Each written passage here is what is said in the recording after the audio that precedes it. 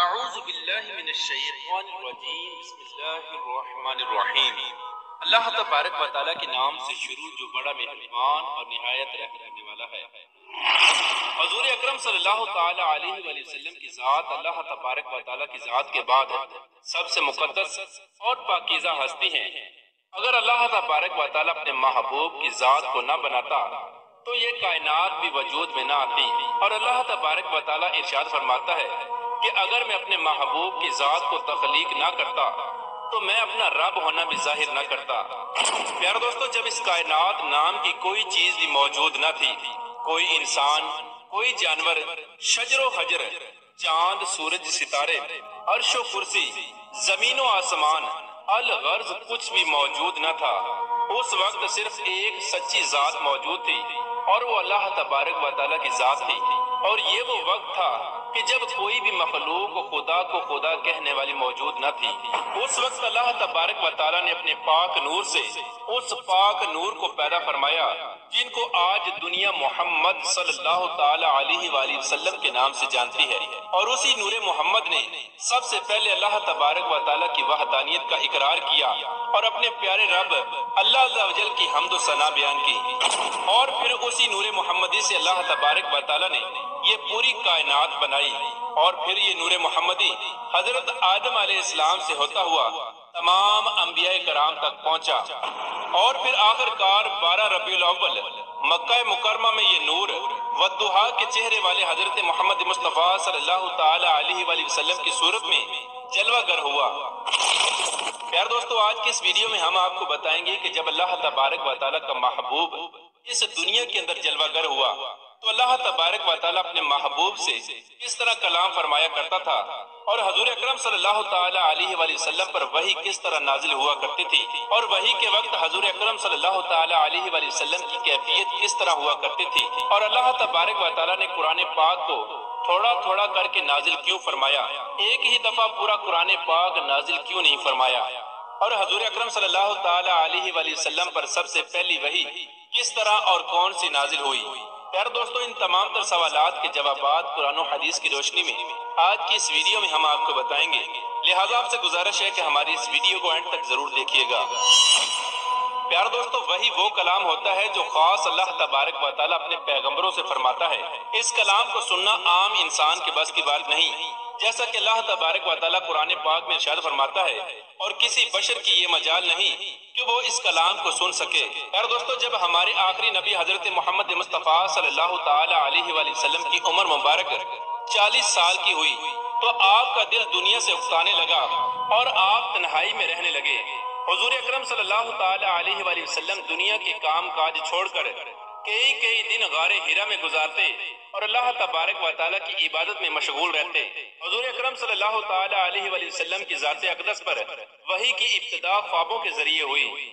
حضور اکرم صلی اللہ تعالی علیہ وآلہ وسلم رات کو جو بھی خواب دیکھتے وہ صبح کو سچ ثابت ہو جاتا۔ اسی طرح حضور اکرم صلی اللہ تعالی علیہ وآلہ وسلم اپنے دن رات اللہ تبارک و تعالیٰ کی عبادت میں گزارنے لگے اور غار حرا میں رہنے لگے۔ یہ رمضان المبارک کی مقدس گھڑیاں تھیں کہ ایک دن اچانک حضرت جبرائیل علیہ السلام حضور اکرم صلی اللہ تعالی علیہ وآلہ وسلم کے پاس تشریف لائے، اور حضرت جبرائیل علیہ السلام حضرت محمد مصطفیٰ صلی اللہ تعالی علیہ وآلہ وسلم سے عرض کرنے لگے کہ اے محمد پڑھو، تو حضور اکرم صلی اللہ تعالی علیہ وآلہ وسلم نے ارشاد فرمایا کہ میں پڑھنے والا نہیں ہوں۔ اس وقت حضرت جبرائیل علیہ السلام نے حضرت محمد مصطفیٰ صلی اللہ تعالی علیہ وآلہ وسلم کو اپنے بازوؤں میں لے کر زور سے دبایا اور پھر چھوڑ دیا۔ اس کے بعد پھر حضرت جبرائیل علیہ السلام عرض کرنے لگے کہ اے محمد صلی اللہ تعالی علیہ وآلہ وسلم پڑھو، تو آپ صلی اللہ تعالی علیہ وآلہ وسلم نے ارشاد فرمایا کہ میں پڑھنے والا نہیں ہوں۔ اس وقت حضرت جبرائیل علیہ السلام نے دوبارہ حضرت محمد مصطفیٰ صلی اللہ تعالی علیہ وآلہ وسلم کو اپنے بازوؤں میں لیا اور زور سے دبایا اور چھوڑ دیا۔ اس کے بعد پھر حضرت جبرائیل علیہ السلام عرض کرنے لگے کہ اے محمد صلی اللہ تعالی علیہ وآلہ وسلم پڑھو، تو حضور اکرم صلی اللہ تعالی علیہ وآلہ وسلم نے ارشاد فرمایا کہ میں پڑھ نہیں سکتا۔ اس وقت حضرت جبرائیل علیہ السلام نے تیسری مرتبہ بھی حضور اکرم صلی اللہ تعالی علیہ وآلہ وسلم کو اپنے بازوؤں میں دبایا اور چھوڑ دیا۔ جب حضرت جبرائیل علیہ السلام نے تیسری مرتبہ یہ عمل کیا تو اس وقت حضور اکرم صلی اللہ تعالی علیہ وآلہ وسلم کو کچھ محسوس ہونے لگا کہ کوئی پیغام میرے جسم میں اتر رہا ہے۔ اس وقت قرآن پاک کی پہلی آیت اقرأ بسم ربک الذی خلق کا نزول ہوا۔ حضور اکرم صلی اللہ تعالی علیہ وآلہ وسلم کے ساتھ یہ سب کچھ پہلی مرتبہ اور اچانک سے ہوا تھا۔ اس وحی کے نزول کے بعد حضور اکرم صلی اللہ تعالی علیہ وآلہ وسلم کے جسم مبارک پر لرزہ طاری ہو گیا اور حضور اکرم صلی اللہ تعالی علیہ وآلہ وسلم کانپتے ہوئے غار ہیرا سے اپنے گھر تشریف لے گئے۔ جب حضور اکرم صلی اللہ تعالی علیہ وآلہ وسلم گھر پہنچے تو آپ نے اپنی بیوی حضرت خدیجہ الکبریٰ رضی اللہ تعالی عنہا سے فرمایا کہ میرے اوپر چادر اوڑھ دو، تو حضرت خدیجہ الکبریٰ رضی اللہ تعالی عنہا نے آپ کے جسم مبارک پر چادر ڈال دی۔ جب حضور اکرم صلی اللہ تعالی علیہ وآلہ وسلم کا بخار مبارک اترا اور جسم ٹھیک ہوا تو یہ سارا واقعہ آپ صلی اللہ تعالی علیہ وآلہ وسلم نے اپنی بیوی حضرت خدیجہ رضی اللہ تعالی عنہا کو بھی بیان فرمایا۔ یار دوستو، پہلے جتنے بھی انبیاء کرام گزرے ہیں ان پر مختلف طریقوں سے وحی نازل ہوتی تھی، لیکن حضرت محمد مصطفیٰ صلی اللہ تعالی علیہ وآلہ وسلم پر نازل ہونے والی وحی 6 طریقوں سے نازل ہوتی تھی، جیسا کہ ابن سعد رضی اللہ تعالی عنہ روایت کرتے ہیں کہ جب بھی حضور اکرم صلی اللہ تعالی علیہ وآلہ وسلم پر وحی نازل ہوتی تو آپ کے چہرے مبارک کا رنگ متغیر ہو جاتا جیسے کہ کھجور کی زرد شاخ ہو،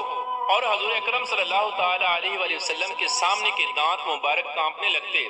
اور سانس رکنے لگتا، اور آپ صلی اللہ تعالی علیہ وآلہ وسلم کو اتنا پسینہ آتا کہ اس کے قطرے موتیوں کی طرح گرنے لگتے، اور کبھی کبھار ایسا ہوتا کہ وحی کی کیفیت اس سے بھی زیادہ شدید ہوتی کہ اگر آپ صلی اللہ تعالی علیہ وآلہ وسلم اونٹنی پر سوار ہوتے اور وحی نازل ہوتی تو وحی الہی کے بوجھ سے اونٹنی زمین پر بیٹھ جاتی۔ روایات میں آتا ہے کہ ایک مرتبہ حضور اکرم صلی اللہ تعالی علیہ وآلہ وسلم پر وحی نازل ہوئی اور آپ صلی اللہ تعالی علیہ وآلہ وسلم کی ران حضرت زید بن ثابت رضی اللہ تعالی عنہ کی ران پر تھی، تو حضرت زید رضی اللہ تعالی عنہ فرماتے ہیں کہ مجھ پر اس قدر وزن معلوم ہوا کہ مجھے لگا جلدی ہی میری ران کچل دی جائے گی۔ صحابہ کرام بیان فرماتے ہیں کہ کبھی کبھار ایسا بھی ہوتا کہ جب حضور اکرم صلی اللہ تعالی علیہ وآلہ وسلم پر وحی نازل ہوتی تو دوسروں کو بھی ہلکی ہلکی آوازیں محسوس ہوتی، اور کبھی کبھار ایسا ہوتا کہ جب حضور اکرم صلی اللہ تعالی علیہ وآلہ وسلم پر وحی نازل ہوتی تو آپ صلی اللہ تعالی علیہ وآلہ وسلم کے چہرے کے قریب شہد کی مکھیوں کی بنبناہٹ جیسی آوازیں سنائی دیتی۔ پیار دوستو، بات کرتے ہیں ان 6 طریقوں کی جن طریقوں کے ذریعے حضور اکرم صلی اللہ تعالی علیہ وآلہ وسلم پر وحی نازل ہوتی تھی۔ حضرت امام بخاری رحمۃ اللہ تعالی علیہ روایت کرتے ہیں کہ ایک دفعہ حضور اکرم صلی اللہ تعالی علیہ وآلہ وسلم سے حضرت حارث بن حشام رضی اللہ تعالی عنہ نے پوچھا کہ یا رسول اللہ صلی اللہ تعالی علیہ وآلہ وسلم، آپ پر وحی کیسے نازل ہوتی ہے؟ تو حضور اکرم صلی اللہ تعالی علیہ وآلہ وسلم فرمانے لگے کہ وحی کی سب سے زیادہ سخت صورت یہ ہوتی ہے کہ جب مجھے ایک گھنٹی کی آواز سنائی دیتی ہے اور اسی آواز سے وحی نازل ہوتی رہتی ہے، پھر جب یہ سلسلہ ختم ہو جاتا ہے تو جو کچھ اس آواز نے کہا ہوتا ہے وہ سب مجھے یاد ہو جاتا ہے، اور کبھی فرشتہ میرے سامنے ایک مرد کی صورت میں آتا ہے اور وہ مجھے پیغام سناتا ہے، اور جو کچھ وہ کہتا ہے وہ مجھے یاد ہو جاتا ہے۔ حضور اکرم صلی اللہ تعالی علیہ وآلہ وسلم پر جب بھی وحی نازل ہوتی تو آپ پر سخت بوجھ پڑ جاتا۔ پیار دوستو، وحی کی پہلی صورت میں حضور اکرم صلی اللہ تعالی علیہ وآلہ وسلم کو گھنٹی کی آواز سنائی دیتی، اور وحی کی دوسری صورت یہ تھی کہ فرشتہ کسی انسانی شکل میں آتا اور حضور اکرم صلی اللہ تعالی علیہ وآلہ وسلم کو اللہ تبارک و تعالیٰ کا پیغام سناتا، جس کو حضور اکرم صلی اللہ تعالی علیہ وآلہ وسلم یاد کر لیتے، جیسا کہ حدیث پاک میں آتا ہے کہ حضرت جبرائیل علیہ السلام حضور اکرم صلی اللہ تعالی علیہ وآلہ وسلم کے صحابی حضرت داہیہ کلبی رضی اللہ تعالی عنہ کی صورت میں حضور اکرم صلی اللہ تعالی علیہ وآلہ وسلم کے پاس تشریف لاتے اور اللہ کا پیغام سناتے۔ وحی کی تیسری صورت یہ تھی کہ حضرت جبرائیل علیہ السلام کسی بھی انسان کی شکل اختیار کیے بغیر اپنی اصل شکل میں حضور اکرم صلی اللہ تعالی علیہ وآلہ وسلم کے پاس تشریف لاتے اور اللہ تبارک و تعالیٰ کا پیغام سناتے۔ جب بھی حضرت جبرائیل علیہ السلام حضور اکرم صلی اللہ تعالی علیہ وآلہ وسلم کے پاس اپنی اصلی شکل میں تشریف لائے تو اللہ تبارک و تعالیٰ کا خاص پیغام لے کر آئے۔ وحی کی چوتھی صورت یہ تھی کہ آپ صلی اللہ تعالی علیہ وآلہ وسلم کو سچے خواب آتے یعنی جو کچھ بھی آپ خواب میں دیکھتے وہ صبح ویسا ہی ہو جاتا۔ اور وحی کی 5ویں صورت یہ تھی کہ حضرت جبرائیل علیہ السلام حضور اکرم صلی اللہ تعالی علیہ وآلہ وسلم کے سامنے کسی بھی صورت میں آئے بغیر حضور اکرم صلی اللہ تعالی علیہ وآلہ وسلم کے دل مبارک میں کوئی بات القا کر دیتے، یعنی کوئی بات ڈال دیتے جس کو حضور اکرم صلی اللہ تعالی علیہ وآلہ وسلم یاد کر لیتے۔ اور وحی کی 6ٹھی صورت جو کہ سب سے پیاری ہے کہ اللہ تبارک و تعالی بغیر کسی فرشتے کے ڈائریکٹ اپنے محبوب حضرت محمد مصطفیٰ صلی اللہ تعالی علیہ وآلہ وسلم سے کلام فرماتا اور وحی فرماتا، جیسا کہ معراج کی رات اللہ تبارک و تعالی نے اپنے پیارے محبوب حضرت محمد مصطفیٰ صلی اللہ تعالی علیہ وآلہ وسلم سے ملاقات کی اور آپ صلی اللہ تعالی علیہ وآلہ وسلم کو 50 نمازوں کا تحفہ دیا، جو کہ بعد میں کم ہو کر 5 نمازیں رہ گئیں۔ پیار دوستو، بات کرتے ہیں کہ اللہ تبارک و تعالی نے قرآن پاک کو تھوڑا تھوڑا کر کے نازل کیوں فرمایا، ایک ہی دفعہ نازل کیوں نہیں فرما دیا؟ یاد رہے کہ یہی سوال مشرکین مکہ نے حضور اکرم صلی اللہ تعالی علیہ وآلہ وسلم سے بھی کیا تھا، جس کے جواب میں اللہ تبارک و تعالی نے قرآن پاک میں آیات مبارکہ بھی نازل فرمائی، جیسا کہ اللہ تبارک و تعالی سورہ فرقان کی آیت نمبر 32 اور 33 میں ارشاد فرماتا ہے، اور یہ کافر لوگ کہتے ہیں کہ ان پر سارا قرآن ایک ہی دفعہ کیوں نازل نہیں کر دیا گیا؟ اے محبوب، ہم نے ایسا اس لیے کیا تاکہ اس کے ذریعے ہم تمہارے دل کو مضبوط رکھیں، اور ہم نے اسے ٹھہر ٹھہر کر پڑھوایا، اور جب کبھی لوگ تمہارے پاس کوئی انوکھی بات لے کر آتے ہیں تو ہم تمہیں اس کا ٹھیک ٹھیک جواب اور زیادہ وضاحت کے ساتھ عطا کر دیتے ہیں۔ پیارے دوستو، قرآن پاک کو تھوڑا تھوڑا کر کے نازل کرنے میں 3 حکمتیں ہیں۔ پہلی حکمت یہ تھی کہ اگر قرآن پاک ایک ہی دفعہ نازل ہو جاتا تو قرآن پاک کے تمام تر احکامات اسی دن سے شروع ہو جاتے، جن پر ایک دم سے عمل کرنا تمام مسلمانوں کے لیے مشکل ہو جاتا۔